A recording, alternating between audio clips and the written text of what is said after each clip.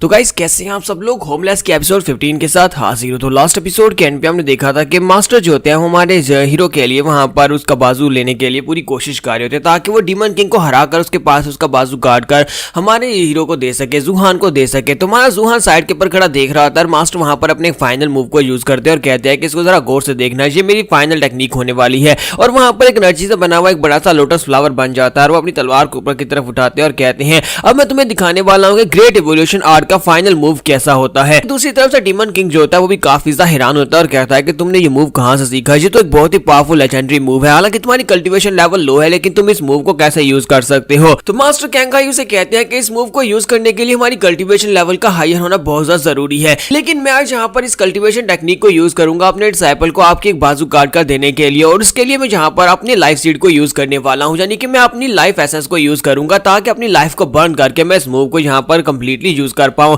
तो मां जूहान चलाकर उनसे कहता है कि मास्टर कैंगाई प्लीज यहाँ पर ऐसा मत करें, आप ये क्या कार्य आप यहाँ पर अपने लाइफ एसेंस को बर्न मत करें। लेकिन वो उसे कहते हैं कि अब बहुत ज्यादा देरी हो चुकी है, मैं इस तलवार को कभी कंट्रोल ही नहीं कर पाया। जो तलवार जो थी इसके अंदर बहुत ज्यादा डिमोनिक एनर्जी थी जिसने मेरी बॉडी को करोड कर दिया और वैसे में यहाँ पर मरने ही वाला था। और इसी के साथ ही मास्टर कैंगाई वहां पर अपनी पावर को अनलिश कर देते हैं। तो जैसे वहां पर अपने फाइनल मूव को यूज कर देते हैं तो उनकी लाइफ बर्न हो जाती है और उनकी लाइफ के बर्न होने के बाद वहां पर एक जबरदस्त धमाका होता है और सिर्फ तलवार ही वहां पर बचती है। मास्टर की बॉडी वहां पर से गायब हो जाती है। मास्टर की बॉडी के गायब हो जाने के बाद वहां पर उसकी स्वॉर्ड गिरती है। तो हमारा जूहान जो होता है वहां पर काफी ज्यादा हैरान होता है और काफी उदास भी होता है। लेकिन डीमन किंग ने क्योंकि वादा किया था इसी वजह से वो अपना एक बाजू काट कर हमारे जूहान को दे देता है और हमारा जूहान एक महीने के बाद उस माउंटेन से वापस उतर कर आता है। उसी होटल में रेस्टोरेंट में वापस आता है जहां पर ग्रैंड मास्टर उसका वेट कर रहे होते हैं। तो उसे कहते हैं कि लड़के तुम वापस आ गए। तुम्हारे जूहान की हालत काफी ज्यादा खराब होती है और साथ ही काफी ज्यादा उदास भी होता है। तो वो बाजू उनके सामने करता है और कहता है कि मास्टर मैं यहाँ पर बाजू लेकर आ गया हूँ, लेकिन मैं इस बाजू का अब क्या करूंगा जब मेरे मास्टर ही नहीं रहे। ग्रैंड मास्टर से कहता है कि ये बाजू तुम्हारे लिए एक चाबी है जो कि तुम्हें बहुत ज्यादा ऊंचाइयों पर लेकर जा सकती है, या फिर ये तुम्हारे लिए एक रिस्ट्रिक्शन चेन है जो कि तुम्हें हमेशा के लिए इंप्रिजन कर देगी और तुम कभी भी यहाँ पर डिमोनिक एनर्जी से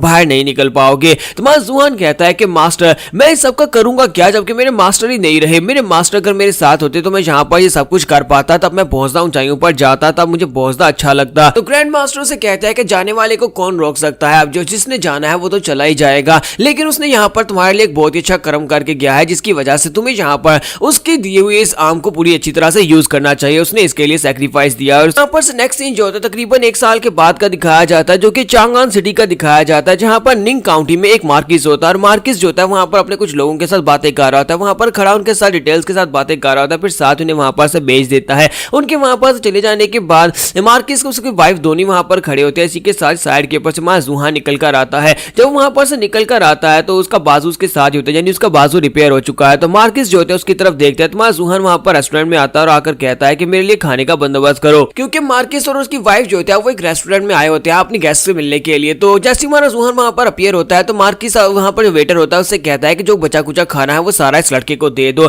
तुम्हारा जूहान उसकी बात सुनने के बाद कहता है ओए ये तुम क्या कह रहे हो, क्या मैं तुम्हें कोई भिखारी दिखाई देता हूँ। तो मार्किस से कहता है अगर तुम भिखारी नहीं हो तो फिर कौन हो, तुम्हारी हिम्मत कैसे भी यहाँ पर मेरे सामने इस तरह से बात करने की, क्या तुम्हें पता भी है कि मैं कौन हूँ। तुम्हारा जूहान उसे कहता है कि हाँ मुझे अच्छी तरह से पता है कि तुम कौन हो और साथ ही अपने पास एक लेटर निकाल कर उसके नाम नहीं करता और कहता है कि चलो पहले इस लेटर को पढ़ लो उसके बाद तुम्हें पता चल जाएगा कि मैं कौन हूँ। तो मार्किस उस लेटर को देखता है तो उस लेटर को देखने के बाद जल्दी से उसके सामने घुटने टेक देता है और कहता है कि सर प्लीज माफ करिएगा, प्लीज जल्दी से अंदर आ जाए। और उसके बाद उसे अपने साथ लेकर अंदर आ जाता है। अंदर जाने के बाद मार्किस उसके साथ बैठा होता है और उसे कहता है कि मास्टर इस वक्त कहां पर है। तुम्हारा जूहान कहता है कि वो मर गए हैं। मार्किस कहता है लेकिन ऐसा कैसे हो सकता है, ग्रैंड मास्टर मर कैसे सकते हैं। तुम्हारा जूहान कहता है कि बुढ़ा आदमी मर चुका है, अगर तुम्हें मेरी बात के ऊपर भरोसा नहीं है तो फिर मैं इसमें कुछ नहीं कर सकता, मेरे पास लेटर है, इस लेटर की वजह से तुम्हें यहाँ पर मेरा साथ देना होगा। तो मार्किस उसे कहता है इसका मतलब यह है कि इस लेटर के बारे में सिर्फ और सिर्फ तुम ही जानते हो। तुम्हारा जूहान कहता है कि नहीं, इस लेटर के बारे में तुम भी जानते हो, मैं और तुम हम दोनों इस बारे में जानते हैं। तो मार्किस इसी के साथ अपनी पावर्स को यूज करते हुए उसे कहते हैं कि मुझे लगता है कि तुम यहाँ पर अकेले आए हो, क्या तुम बिल्कुल अकेले आए हो। तो जूहान कहता है मैं यहाँ पर अकेला आया हूँ। तो इसी के साथ ही वो उसे कहता है कि मुझे लगता है कि अब जबकि यहाँ पर मास्टर मर चुके हैं और इस लेटर के बारे में और कोई भी नहीं जानता, तो अगर मैं यहाँ पर तुम्हें यहीं पर मार डालता हूँ तो इसके बाद इस लेटर के बारे में किसी और को पता भी नहीं चलेगा।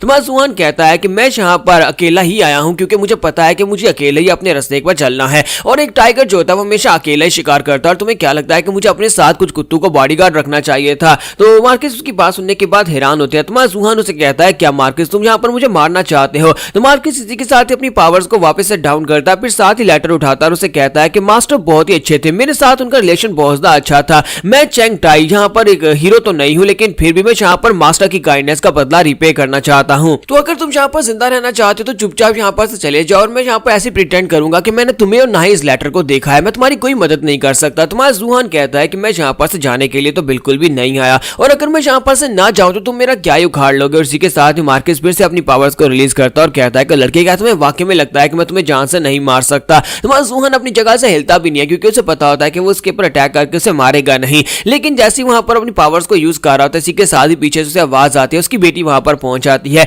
तो उसकी बेटी वहां पर अंदर आती है। तो वो आती कहती है कि डैड डैड यहाँ पर क्या हो रहा है, आप अपनी पावर्स को क्यों रिलीज कर रहे हैं। और इसी के साथ उसका डैड उसे कहता है नहीं नहीं, यहाँ पर मोमबत्तियां हवा की वजह से बुझ गई थी, तो मैं अपनी पावर्स के साथ उन मोमबत्तियों को दोबारा से जला रहा था। उसकी बेटी अंदर आने के बाद से कहती है कि डैड यहाँ पर हो क्या रहा है और ये लड़का कौन है। तो हमारा जूहान उठकर खड़ा हो जाता है और उसे कहता है कि यंग मिस जी, मेरा नाम जूहान है। और साथ ही वो उसे अपने बारे में बताता है और उसे कहता है कि आप बहुत ही जल्दी यहाँ पर से निंगलोंग पवेलियन की तरफ जाने वाली है, तो मैं यहाँ पर रास्ते में आपको एस्कॉर्ट करने वाला हूँ। मुझे स्पेशली यहाँ पर ग्रैंड मास्टर ने भेजा है, मैं उनका डिसाइपल हूं। उन्होंने यहाँ पर कहा था कि मैं आपको उस जगह के ऊपर सेफली पहुंचा दूं। तो ये बात सुनने के बाद वो काफी हैरान होती है, जबकि मार्कस वहां पर इस बात से ज्यादा हैरान हो रहे होता है कि इस लड़के ने डायरेक्टली उसकी बेटी से बात कर दिया, वो यहाँ पर इसे मना भी नहीं कर पाएगा। जूहान इसी के साथ ही उसे कहता है कि यंग मिस, अगर आप चाहें तो यहाँ पर आप अपने डैड के पास ये जो लेटर है इसको पढ़ सकती हैं। इस लेटर के ऊपर मेरे मास्टर ने रिकमेंडेशंस लिखी हुई हैं और इसके ऊपर मेरी डिटेल्स भी सारी लिखी हुई हैं, अगर आप चाहें तो आप इसको पढ़ सकती है। जबकि मार्कस उसे कहता है नहीं नहीं, इसकी जरूरत नहीं है। ठीक है बेटा, तुम यहाँ पर से जाओ, यहाँ पर तुम्हारे लिए ये लड़का जो है बॉडीगार्ड का काम करेगा और तुम्हें निंगलोंग पवेलियन तक सेफली पहुंचा कर आएगा। तो मिस जी कहती है कि अच्छा ठीक है, अगर ऐसी बात है तो फिर ठीक है, तुम्हारा बहुत बहुत शुक्रिया मुझे वहां पर ले जाने के लिए। तुम्हारा जूहान कहता है हाँ क्यों नहीं। फादर उसे कहते हैं ठीक है बेटा, होंग जाओ जल्दी से जाकर तुम रेस्ट करो। तो वो कहती है अच्छा ठीक है फादर, वहां पर से चली जाती है। उसके चले जाने के बाद मार्कस गुस्से के साथ उसे कहते हैं कि लड़के, क्या तुम्हें लगता है कि मुझे बुली करना इतना ज्यादा आसान है? तुमने जानबूझकर मेरी बेटी के सामने ये सारी बातें कर दी। तुम्हें पता था कि मैं अपनी बेटी के सामने तुम्हें मना भी नहीं कर पाऊंगा और तुम्हें रोक भी नहीं पाऊंगा।